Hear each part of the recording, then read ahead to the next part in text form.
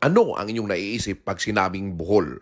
Ako, ang naiisip ko agad ay yung napakagandang chocolate hills at napakagandang karagatan. At alam nyo ba na dito sa probinsya ng Bohol ay mayroon lamang nag-iisang syudad?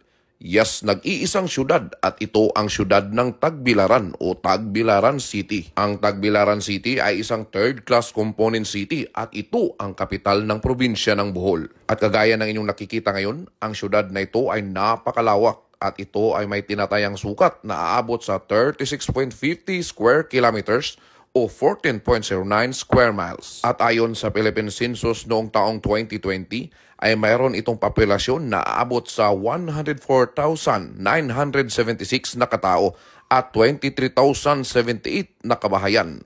Ang syudad na ito ay isang napakasayang syudad lalo na kung masasaksihan ninyo ang taunang pagdiriwang ng Saulog Tagbilaran Festival at Sandugo Festival. Ang Saulog Tagbilaran Festival ay isang pagdiriwang dito kada buwan ng Abril hanggang Mayo.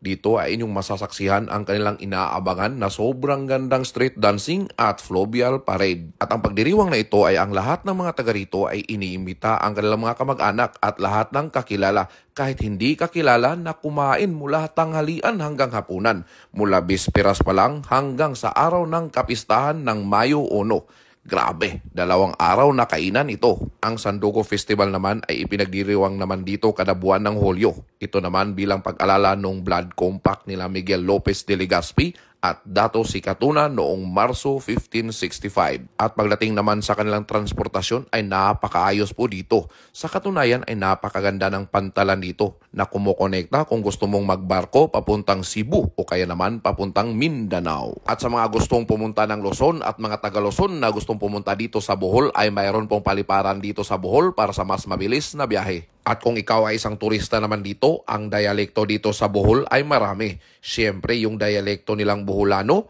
may Cebuano, may Tagalog at Ingles. Ako bilang isang turista dito sa Tagbilaran, Bohol, ito ang aking obserbasyon. Una, napakabait ng mga taga Bohol. Tapos ang sisipag po nila dito. At sila ay masayahing klasing mga tao. At pagdating naman sa usapang seguridad ay napakatahimik at payapa ang lugar na ito. Kaya huwag kayong mag-alala kung kayo ay napasyal dito sa Tagbilaran at sa buong probinsya ng Bohol. At kung umabot kayo sa punto ng video nating ito ay paki-comment kung taga saan kayo para ating malaman kung saan umabot ang istorya nating ito. At huwag din kalimutan i-share para may bahagi natin sa iba lalo na yung hindi pa nakapunta ng Tagbilaran at may pakita natin ang ganda ng Tagbilaran, Bohol. So dito lang tayo mga boss. Ito pala si Rentoms TV. Maraming salamat. Kita-kits sa ating next vlog. God bless and rock and roll. Oh yeah!